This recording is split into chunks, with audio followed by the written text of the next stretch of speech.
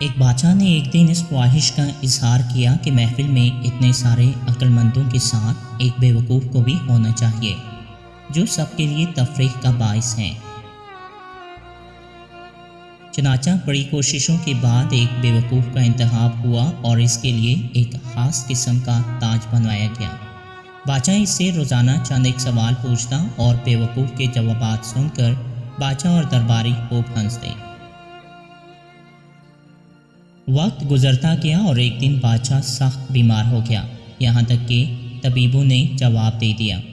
بادشاہ نے اپنی تکلیف دور کرنے کے لیے اپنا آخری وقت بیوقوف کے ساتھ گزارنے کا فیصلہ کیا اور اس کو طلب کر کے کہا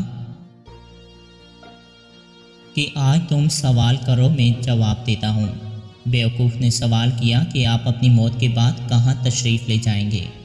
بادشاہ نے جواب دیا، اپنے مالک کے پاس۔ بیوقوف نے اگلا سوال کیا، آپ وہاں کتنے دن رہیں گے؟ بادشاہ نے جواب دیا، ہمیشہ ہمیشہ کے لیے۔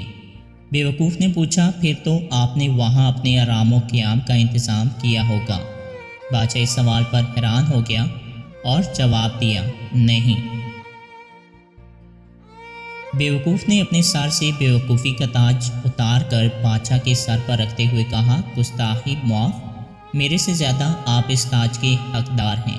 جہاں رہنا نہیں وہاں اتنی بڑی سلطنت، اور جہاں ہمیشہ کے لیے رہنا ہے وہاں کے لیے کچھ بھی نہیں۔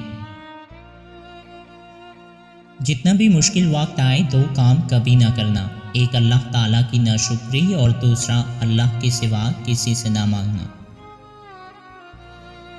انسان سخت مزاج کب بنتا ہے؟ جب بہت سارے لوگ اس کی نرمی کا غلط فائدہ اٹھا چکے ہوتے ہیں۔ لوگوں کو بیوقوف بنانا بہت آسان ہے، لیکن قائل کرنا کہ انہیں بیوقوف بنایا جا رہا ہے یہ بہت مشکل ہے۔ ان لوگوں پر زیادہ توجہ دیا کرو جو تمہاری جیت پر تالیاں نہیں بجاتے۔